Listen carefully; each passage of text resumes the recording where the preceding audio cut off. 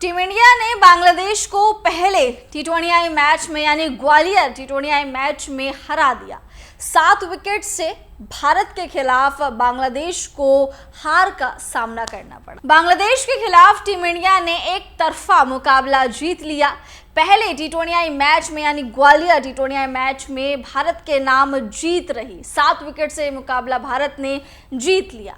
अब बांग्लादेश की अगर हम बात करें तो बांग्लादेश पूरा बैकफुट पर आ गया था। टीम इंडिया के लिए और कुछ नहीं, बस पॉजिटिव पॉइंट्स ही हमें देखने को मिले इस मुकाबले में। लेकिन एक ऐसा नेगेटिव पॉइंट था जो कि पाकिस्तान के पूर्व खिलाड़ी यानी बासित अली ने पॉइंट आउट करा है। क्या कुछ बासित अली ने कहा है? इतनी सब जीत के बावजूद, इतनी पॉजिटिव चीज़ें होने के बावजूद भी बासित अली ने एक नेगेटिव पॉइंट निकाला है। क्या है वो, चलिए जानते हैं इस वीडियो में। लेकिन उससे पहले आप सभी लोगों का बहुत बहुत स्वागत है न्यूज़ नेशन स्पोर्ट्स में। मैं हूं आपके साथ श्रद्धा पाठ। इंडिया और बांग्लादेश के बीच में 3 टी20 मैचेस की सीरीज का आगाज हो चुका है, जिसका पहला मुकाबला ग्वालियर में खेला गया।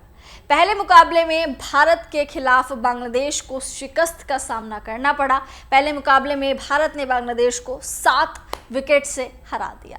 अब भारत की बात करें तो शुरुआत ज़बरदस्त हुई थी जब अभिषेक शर्मा के साथ संजू सैमसन ने लगभग 150 के स्ट्राइक रेट से पारी का आगाज़ किया। अभिषेक शर्मा हालांकि बड़ी पारी खेल सकते थे, लेकिन वहां पर थोड़ा सा अनफॉर्चुनेट रहे कि रन आउट हो गए। इस मैच में बात करें तो रिंकू सिंह और रियान पराग दोनों ही, जिनको फिनिशर माना जा रहा था, उनकी बारी नहीं आई, क्योंकि पहले ही हार्दिक पांड्या ने आखिरी गेंद पे उस तरीके का चमत्कार करके, करिश्मा करके मैच को फिनिश कर दिया। इसी चीज़ पर बासित अली ने पॉइंट आउट करा है। उन्होंने कहा है कि रिंकू सिंह या फिर रियान पराग, इन दोनों में से किसी एक खिलाड़ी को एटलीस्ट ऊपर भेजना चाहिए था, क्योंकि ये टी20 जो हम खेल रहे हैं बांग्लादेश के खिलाफ, इसका एज सच कोई इंपॉर्टेंस नहीं रखता, क्योंकि अभी टी20 मैचेस कम हमने खेलने। अभी हमारा जो फोकस है वो WTC में है, यानी टेस्ट क्रिकेट में और ODIs में ज़्यादा फोकस है। तो टी20 क्रिकेट को थोड़ा सा अभी इंपॉर्टेंस नहीं दी जा रही है। तो जब आपको पता है कि आप बांग्लादेश के खिलाफ खेल रहे हैं, तो आप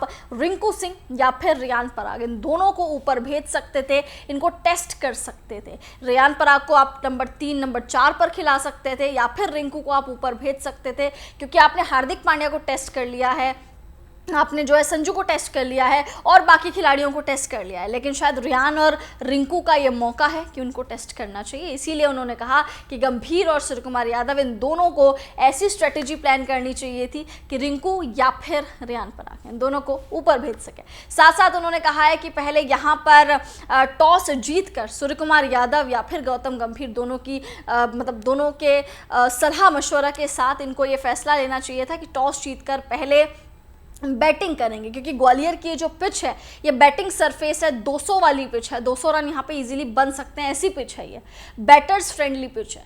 तो यहाँ पर आपको पहले बल्लेबाजी करनी चाहिए थी, उसके बाद सेकंड पारी में आपको गेंदबाजी सेकंड इनिंग में आपको गेंदबाजी करनी चाहिए थी और अपने गेंदबाजों को टेस्ट करना चाहिए था, क्योंकि दूसरी पारी में यहाँ पे ड्यू फैक्टर बहुत ज़्यादा बढ़ जाता है। ओस के साथ आपके गेंदबाज किस तरीके से गेंदबाजी करते हैं उसका आपको टेस्ट लेना चाहिए था। तो आपको पहले टॉस जीतकर बल्लेबाजी करनी चाहिए थी, 200 रन लगाने चाहिए थे, उसके बाद अपने गेंदबाजों को टेस्टिंग फेज में लाना चाहिए था। साथ साथ रिंकू या रियान, इन दोनों में से किसी एक खिलाड़ी को भी ऊपर भेजना चाहिए था।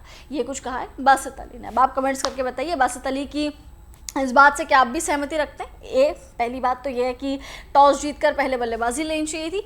दूसरी बात ये है कि रियान और रिंकू में से किसी एक खिलाड़ी को ऊपर भेजना चाहिए था। न्यूज नेशन अब व्हाट्सएप पर खबरों के ताजा अपडेट के लिए न्यूज नेशन के इस QR कोड को स्कैन करें।